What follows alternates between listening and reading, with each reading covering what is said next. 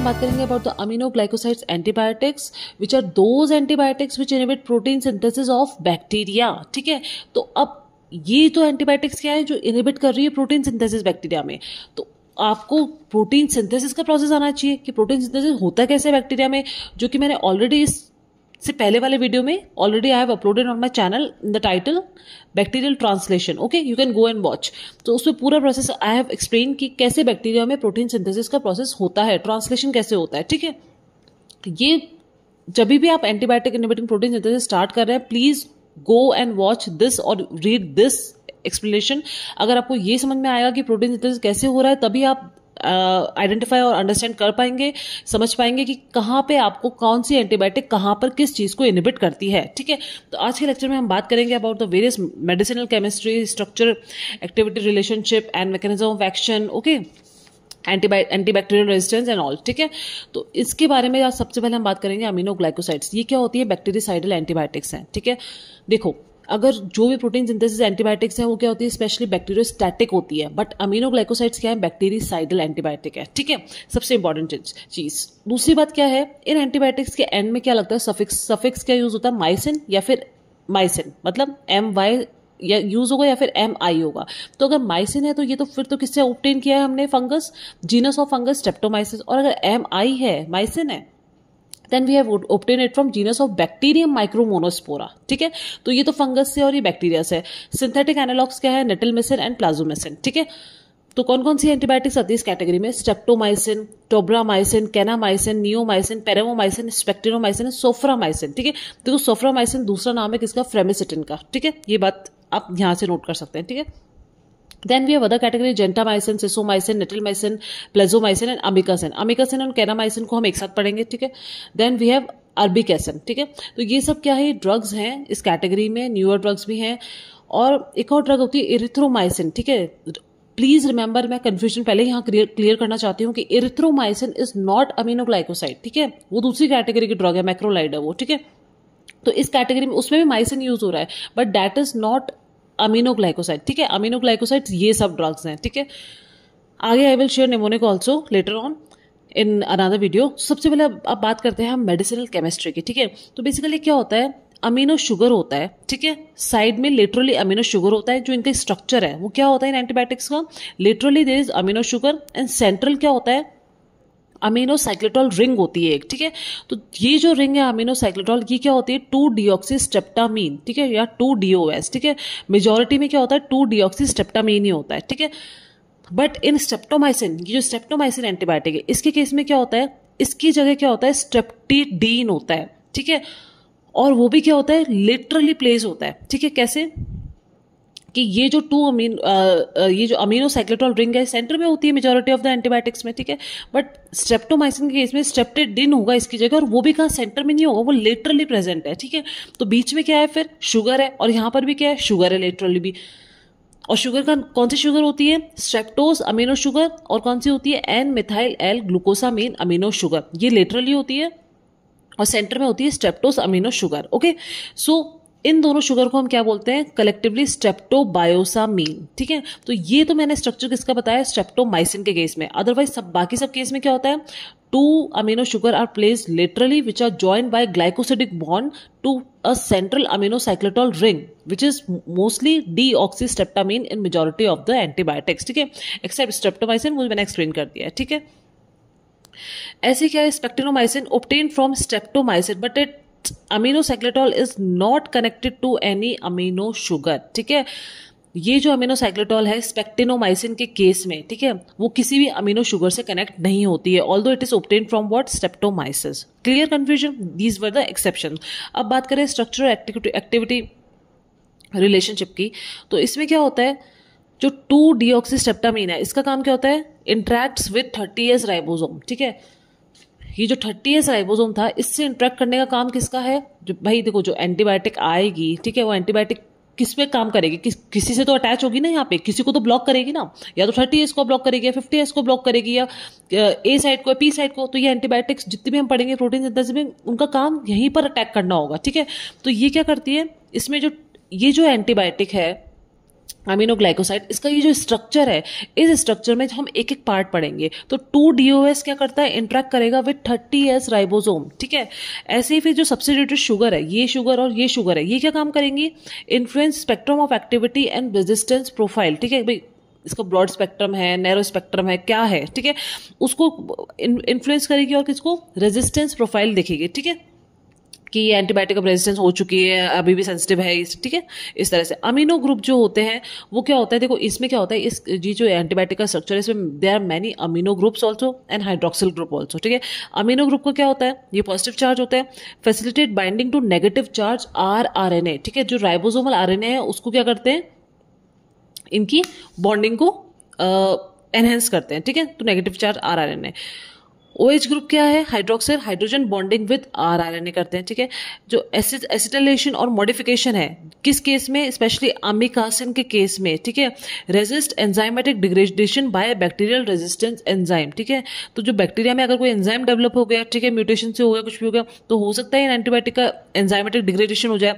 But amikacin ऐसी antibiotic है जिसमें जो कि क्या है, जिसमें रेजिस्टेंस जो ये इसके अगेंस्ट रेजिस्टेंस डेवलप नहीं होता है बैक्टीरिया में, क्यों, बिकॉज ऑफ द एसाइलेशन और modification of the components in amikacin, ठीक है। असाइलेशन और मॉडिफिकेशन की वजह से अमीकासिन में रेजिस्टेंस डेवलप नहीं हो पाता है, ठीक है, बैक्टीरियल रेजिस्टेंस नहीं हो पाता है, ओके। सो इसके बाद हम बात करते हैं about the mechanism of action. अब मैकेनिज्म ऑफ एक्शन की अगर बात करें तो क्या होता है, ये जो एंटीबायोटिक्स होती हैं, ये बैक्टीरिया की सेल मेम्ब्रेन है, ठीक है। दिस इज द बीच में जो स्पेस है पेरिप्लाज्मिक स्पेस है। तो अमीनोग्लाइकोसाइड एंटीबायोटिक क्या करती है, पेनिट्रेट करेगी थ्रू बैक्टीरियल सेल वॉल। अब ये बैक्टीरियल सेल वॉल से पेनिट्रेट करना चाह रही है, ठीक है। ये जो बैक्टीरियल सेल वॉल है इसमें क्या करेंगी, ये पेनिट्रेट करेंगी, ठीक है, through what, passive diffusion, and these are what, porin channels, ठीक है। तो पोरिन चैनल से ये ब्लू कलर में जो I have made, these are the porin channel, इनसे इनके थ्रू क्या करेगी, पेनिट्रेट करेगी बैक्टीरियल सेल में थ्रू पैसिव डिफ्यूजन, ठीक है, और ये पहुंच जाएगी पेरिप्लाज्मिक स्पेस में, ठीक है।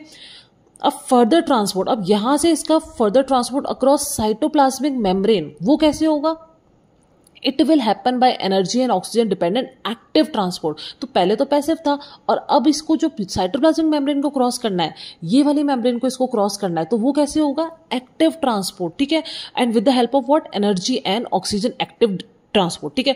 अब यहां से दो चीजें बहुत ही इंपॉर्टेंट निकल के आ रही है। क्या, पहला तो ये कि इसको मशक्कत करनी पड़ रही है यहाँ पे पोरीन चैनल में घुस के और ये सब करके, ठीक है। तो सपोज अगर एमिनोग्लाइकोसाइड्स को मैं बीटा लैक्टम एंटीबायोटिक्स के साथ एडमिनिस्टर कर दूं तो इनका काम आसान नहीं हो जाएगा। कैसे कि बीटा लैक्टम एंटीबायोटिक्स क्या करती है, आपने देखा था, these are cell wall synthesis inhibitor. तो बीटा लैक्टम एंटीबायोटिक तो क्या करेगी, सेल वॉल को क्या कर देगी, इनिबिट कर देंगी, ठीक है। जिस वजह से क्या होगा, जब सेल वॉल ही इनिबिट हो गई तो अमीनोग्लाइकोसाइड्स का क्या होगा, पैसिव डिफ्यूजन इजीली हो जाएगा अगर हम अमीनोग्लाइकोसाइड्स को बीटा लैक्टम एंटीबायोटिक के साथ एडमिनिस्टर करते हैं, ठीक है। तो इनका क्या होगा, डिफ्यूजन इजीली हो जाएगा, ठीक है। दूसरा क्या है, further transport of aminoglycoside across, पहला तो ये चीज समझ में आ गया, ठीक है। दूसरा क्या है कि एनर्जी एंड ऑक्सीजन डिपेंडेंट इसका प्रोसेस था, ठीक है। अब क्या होगा, तो ये जो ट्रांसपोर्ट है, अगर ये एनारोबिक कंडीशन है मान लो, तो क्या ये ट्रांसपोर्ट हो सकता है साइटोप्लाज्मिक मेम्ब्रेन के अंदर, साइटोप्लाज्मिक मेम्ब्रेन को क्रॉस कर सकती है एंटीबायोटिक, नहीं। मतलब aminoglycosides are not active against anaerobic bacteria, ठीक है। मान लो उसने सेल वॉल भी क्रॉस कर ली यहाँ पे, तो जो साइटोप्लाज्मिक मेम्ब्रेन है ये क्रॉस नहीं कर पाएंगे एंटीबायोटिक्स, क्यों, क्योंकि एनारोबिक कंडीशन में इनका process, they can not perform their cytoplasmic membrane crossing under anaerobic condition, क्योंकि ये energy and oxygen active oxygen dependent transport है, ठीक है।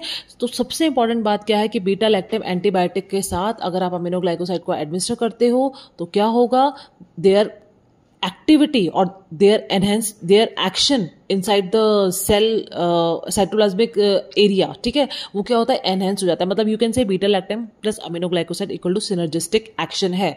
ये बहुत इंपॉर्टेंट चीज है, इसको ध्यान रखना, ठीक है। अब क्या होता है, aminoglycoside binds to 30S ribosomal sub units of bacteria. अब अमीनोग्लाइकोसाइड किसको बाइंड करेगी, 30S सब यूनिट, बैक्टीरिया के बाद 30S सब यूनिट्स को बाइंड करेगी, ठीक है। अमीनोग्लाइकोसाइड दी आपने, ये बैक्टीरिया का ये सेल प्रोटीन सिंथेसिस का प्रोसेस हो रहा है, ये स्टार्ट है, ऑन द वे है। अब क्या होगा, अमीनोग्लाइकोसाइड आई और आके उसने 30S सब यूनिट को बाइंड कर लिया, चलो ठीक है, बाइंड कर लिया तो क्या होगा, it will prevent formation of initiation complex which is pre requisite for protein synthesis. मैंने बताया था ये इनिशिएशन कॉम्प्लेक्स होता है 30th unit, 50th unit, and ये अमीनो एसिड चार्ज टीआरएनए है, ठीक है, पी साइड पेप्टाइडल साइड पे, ठीक है। तो ये जो होता है इनिशिएशन कॉम्प्लेक्स बनता है ताकि ये आगे मूव फॉरवर्ड होगा और यहाँ पे ये क्या होगा, प्रोटीन बनता जाएगा और यहाँ पे प्रोटीन बन जाता है, ठीक है।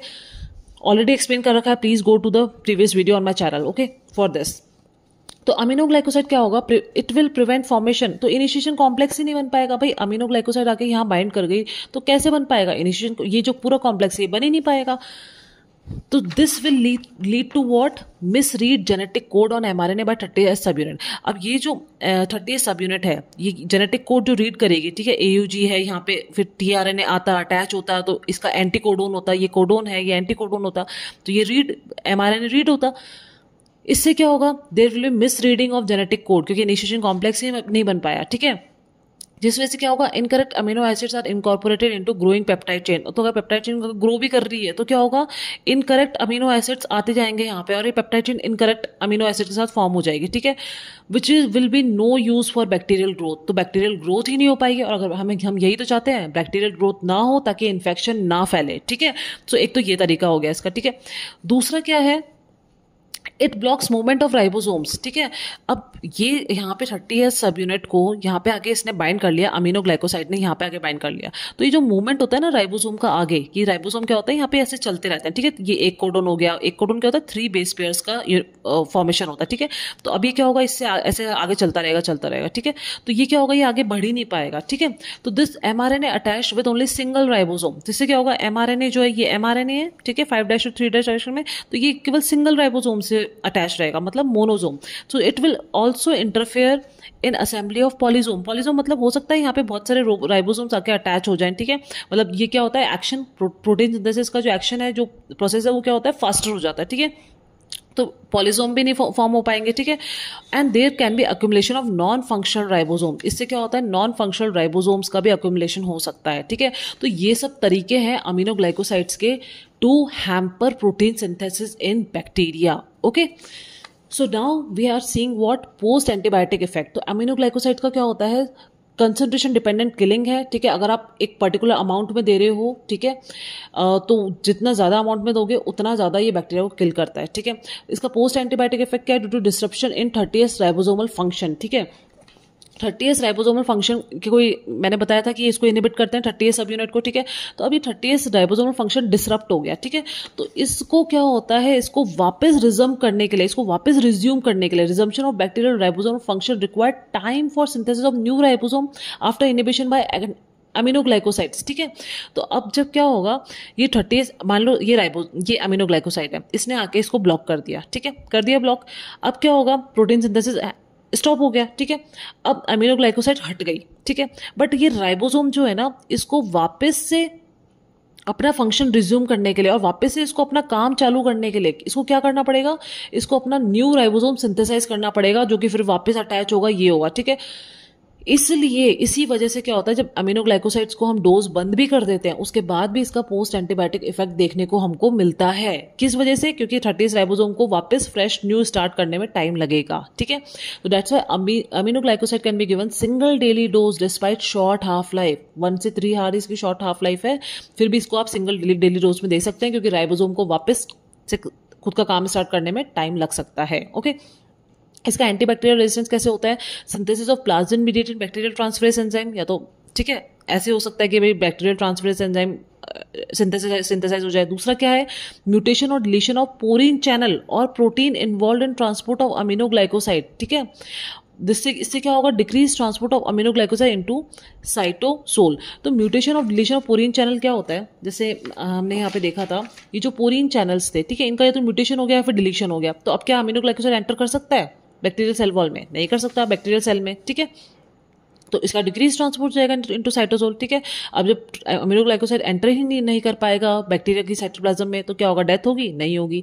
और बाय डिलीशन और alteration of target receptor protein और on 30th ribosomal subunit because of mutation. अब मैंने बताया था कि 30th सब यूनिट पे यहाँ पे रिसेप्टर्स होते हैं, यहाँ पे आगे बाइंड करेगा अमीनोग्लाइकोसाइड, ठीक है।